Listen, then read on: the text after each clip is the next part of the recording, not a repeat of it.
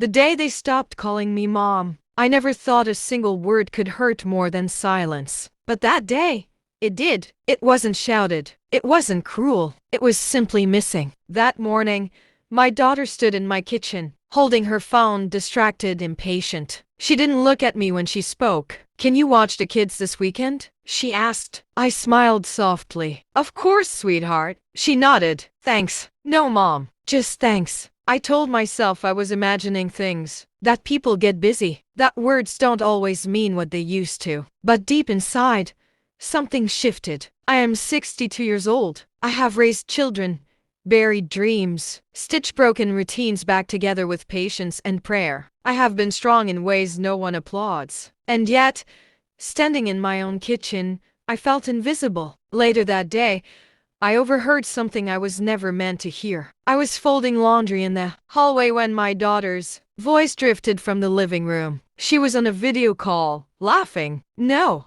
not my mom," she said casually. "She's just always around. You know how it is. Always around. Like furniture, like background noise." I froze. She continued talking, unaware. "She means well, but sometimes it feels like she doesn't have a life of her own." My hands trembled. A towel slipped to the floor. No life of my own. I had given up my job to help her when the kids were born. I had postponed trips, friendships, rest because family needed me. And now, I was always around. That night, I sat alone in the lounge, lights dimmed, tea untouched. The house was quiet, but my thoughts were loud. Had I stayed too long? Had I made it too easy for them to forget who I was before I became useful? I remembered the woman I used to be, working, dreaming, laughing loudly without apologizing. I wondered when she disappeared. The next few weeks confirmed my fear. Conversations became short. Requests came without gratitude.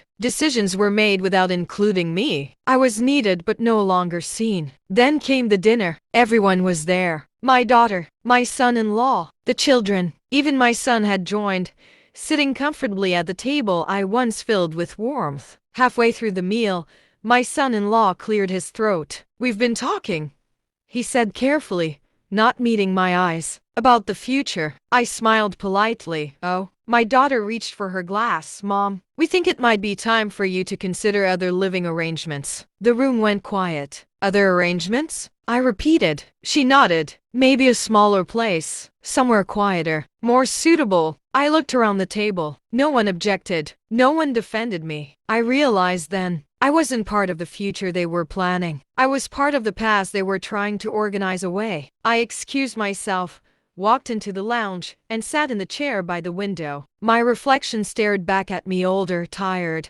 but not broken. Not yet. Because that night, as I opened an old drawer searching for comfort, I found something that changed everything. What I discovered in that drawer revealed a truth my family never expected, and it forced me to make a decision that would change all our lives. I didn't open the drawer right away. I sat there for a long time, staring at it, as if it might accuse me of something I wasn't ready to face. That drawer had followed me through 3 houses, 2 marriages worth of memories, and decades of pretending I was fine. When I finally slid it open, the sound felt louder than it should have. Inside were things I hadn't touched in years. Old photographs, a folded resume, a small notebook with my handwriting from a lifetime ago. I picked up the resume first. My name was written boldly at the top. Below it, qualifications, experience, ambitions. I barely recognized the woman described on that page. She looked confident, capable, alive. I remembered when I last updated it, right before my daughter called me crying,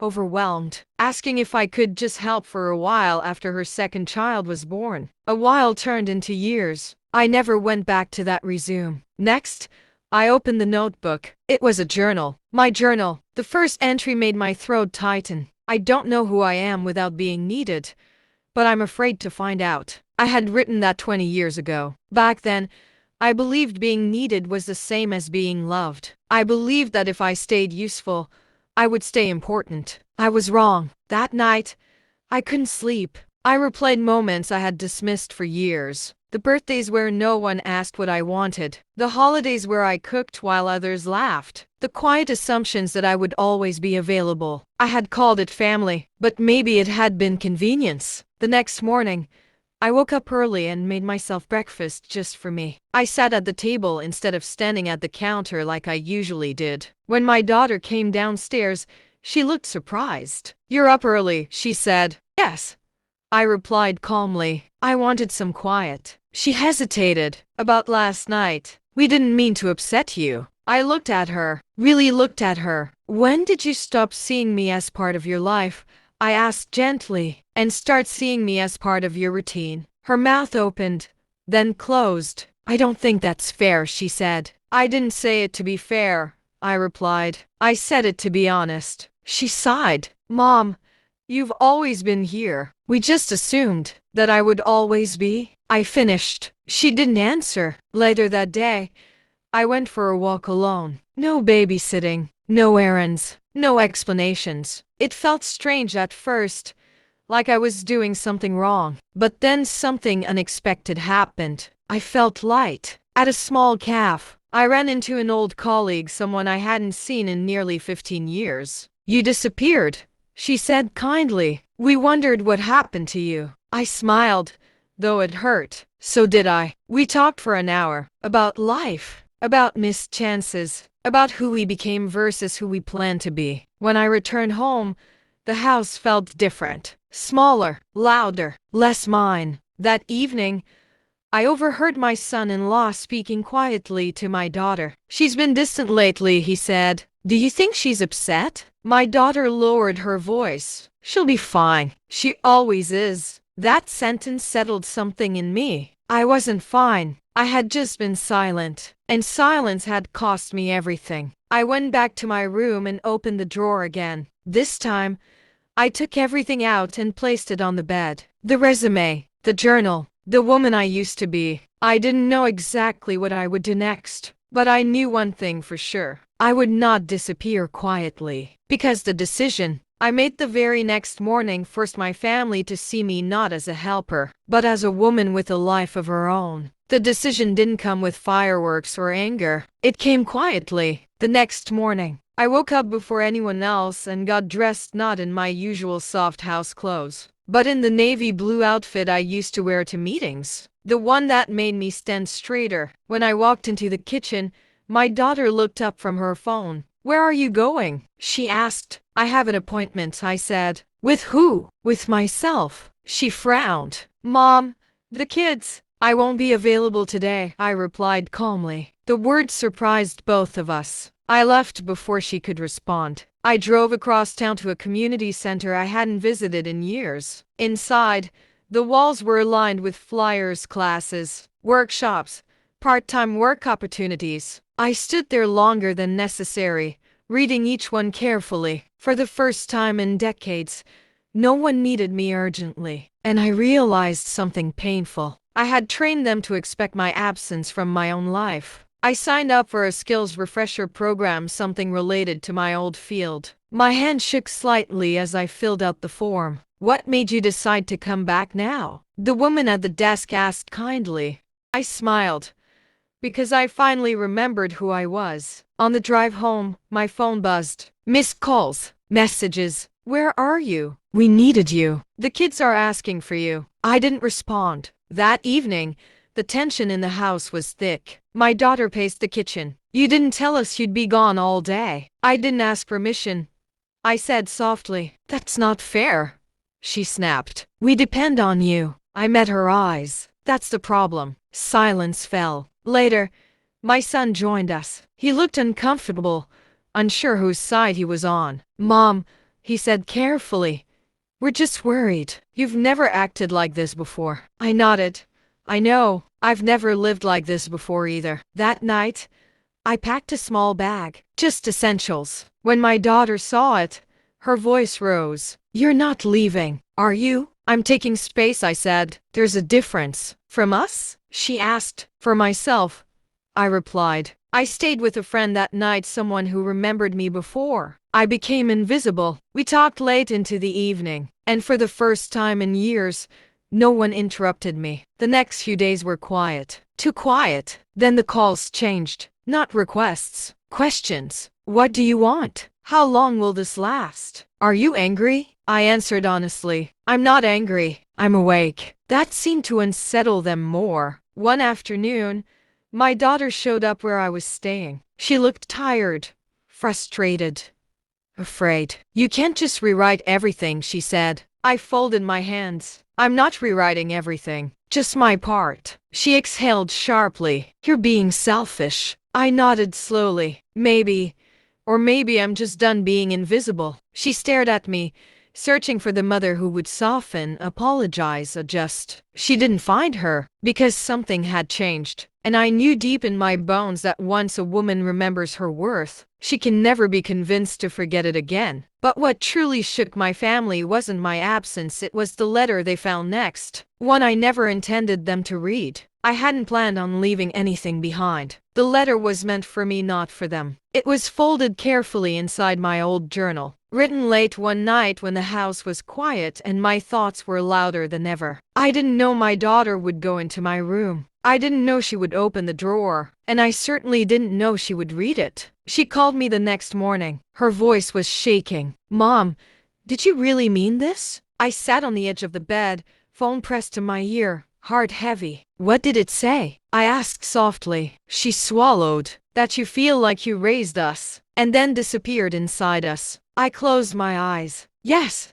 I said. I meant every word. There was a long pause. I didn't know you felt like that, she whispered. That's because I stopped saying it out loud, I replied. Later that day, she came to see me again. This time, she didn't argue. She sat quietly across from me, holding the journal in her lap. You wrote that you don't recognize yourself anymore, she said. That you miss the woman you were before us. I nodded.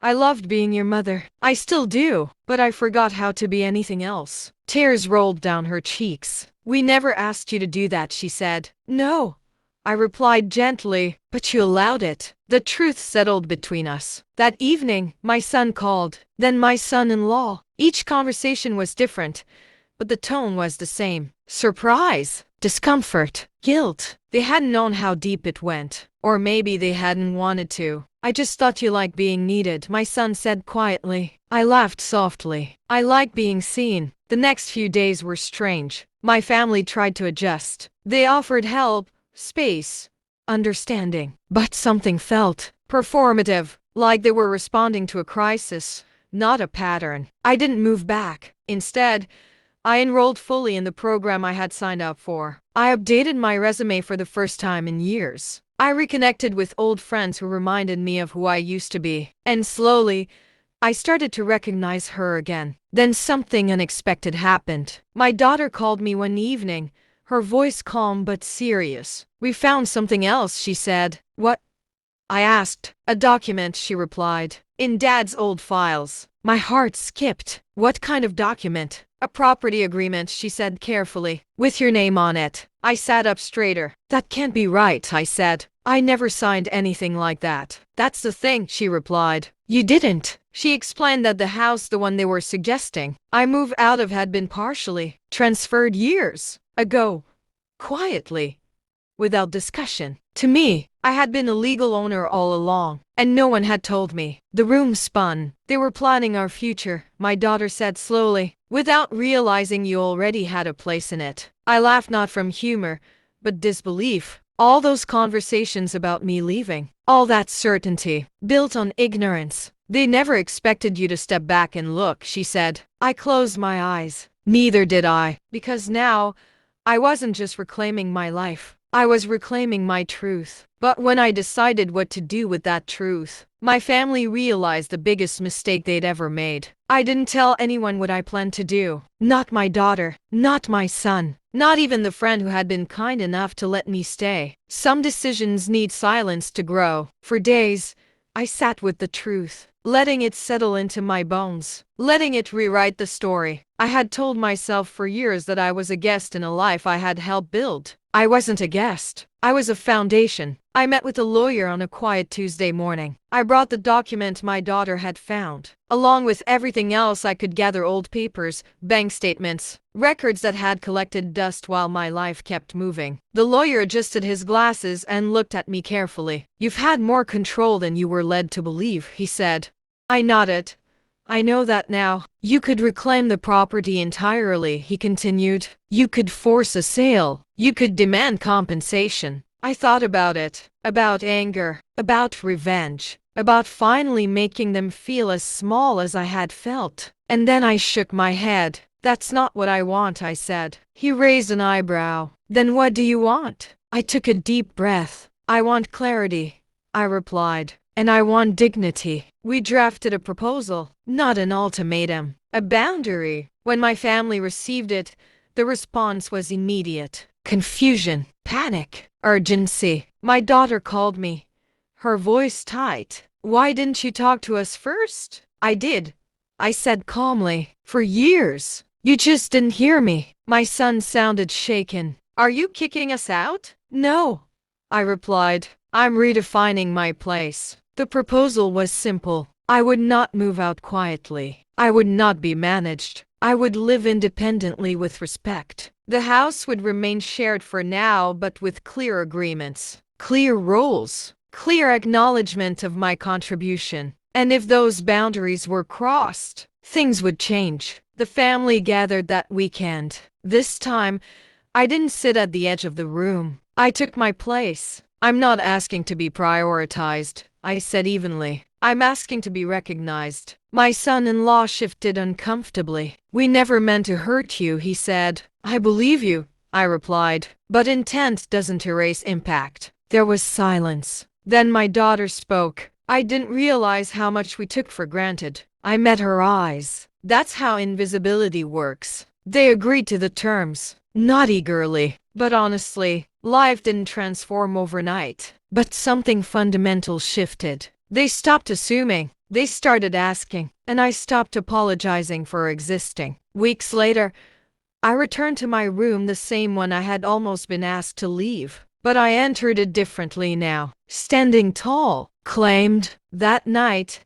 as I lay awake, I realized something. This wasn't the end. It was the beginning. Because the next decision I made wasn't about property or family. It was about me. And when I finally shared that decision with them, they understood this time.